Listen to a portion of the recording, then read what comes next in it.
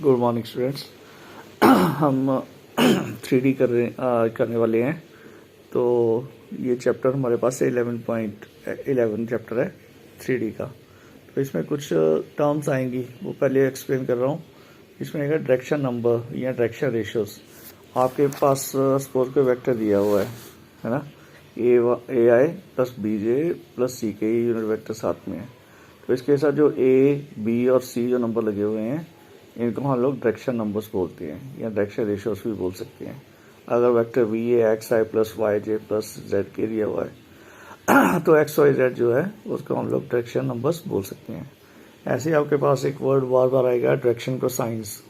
तो डायरेक्शन का साइंस का मतलब कि जो एंगल्स एक्स वाई जेड के साथ बनाए जा रहे हैं, ठीक है, वेक्टर्स के साथ, तो कोऑर्डिनेट्स के साथ जो बना रहे हैं एंगल्स, तो उन्हें हम लोग कॉज अल्फा एक्स के साथ बन रहा है, कॉस बीटा और कॉस गामा, ठीक है।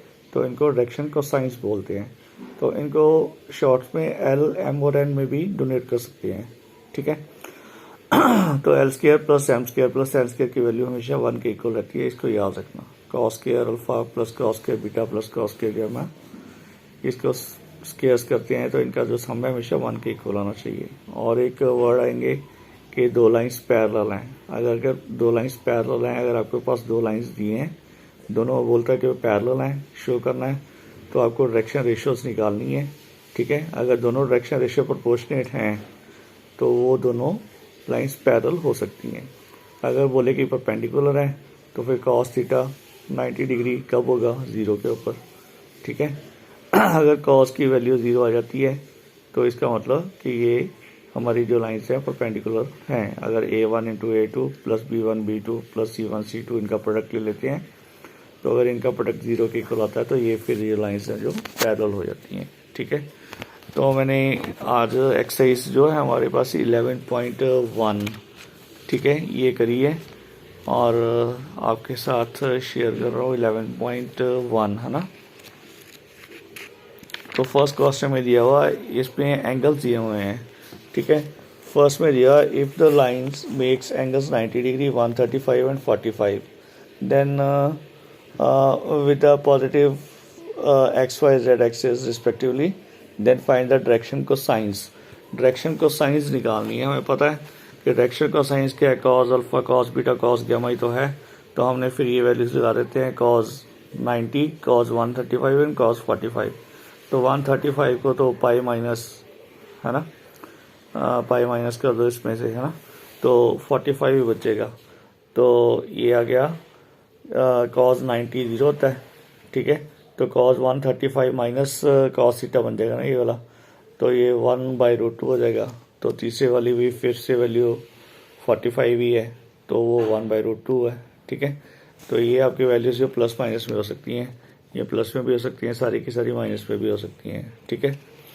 तो ये फर्स्ट क्वेश्चन था आपका। सेकंड क्वेश्चन है, find the direction cosines of the line which makes equal angles. अगर इक्वल एंगल्स उसने बोल दिया, इसका मतलब कॉस अल्फा कॉस बीटा और कॉस गामा तीनों आपस में क्या है, वो तीनों के तीनों आपस में इक्वल हैं, ठीक है।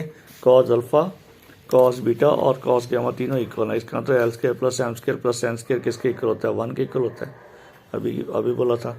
तो इसका मतलब this square plus this square plus this square equal to 1 होना चाहिए।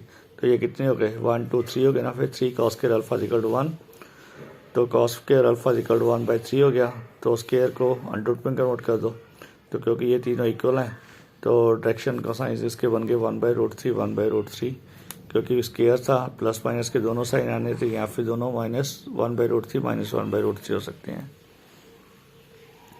ठीक है।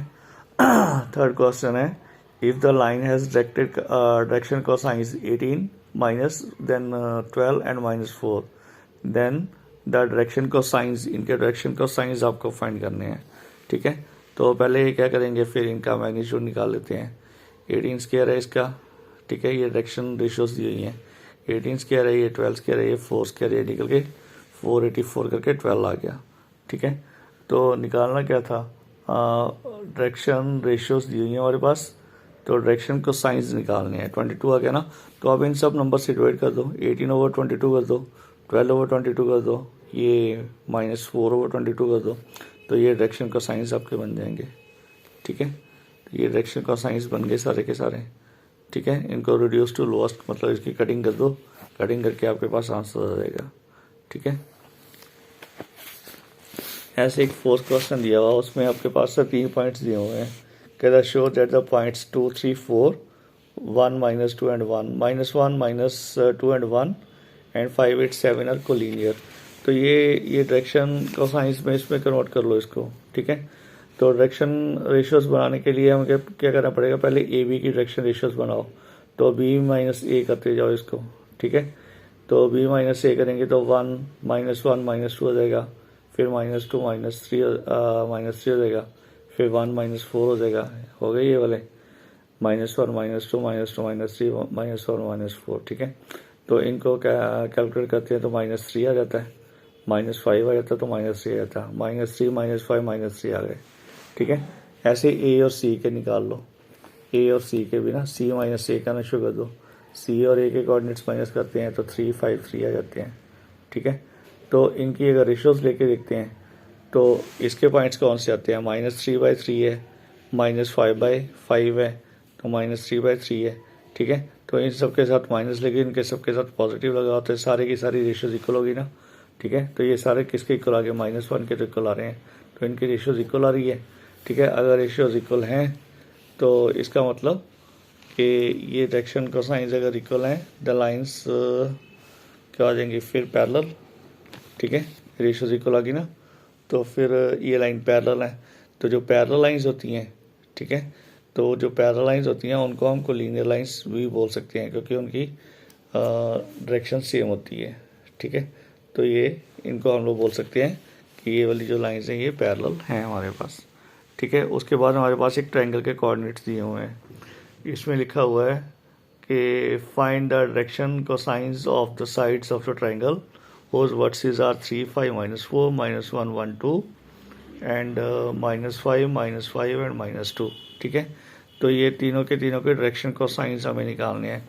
तो पहले तो ए बी के निकाल लेते हैं डायरेक्शन रेशियोज, है ना, ठीक है। तो ए बी के निकालने के लिए इन दोनों को माइनस करना पड़ेगा, है ना। माइनस करके इनका स्केयर करते जाओ, 3 -1 था तो ये प्लस बन जाएगा, है ना। 5 है, -1 है, फिर 4 -1 है, इनके स्केयर करो, ये वैल्यूज़ क्या बनती है आपके पास, √2√17 बनती है। जैसे यहाँ पे आपने किया था, स्केयर्स निकाले थे हमने, उसके बाद इन नंबर्स के स्केयर्स निकाले थे, अंडर किया उसका, तो फिर इन्हीं नंबर से डिवाइड कर दिया था उसको। तो ये ऑलमोस्ट वैसे क्वेश्चन बनेगा।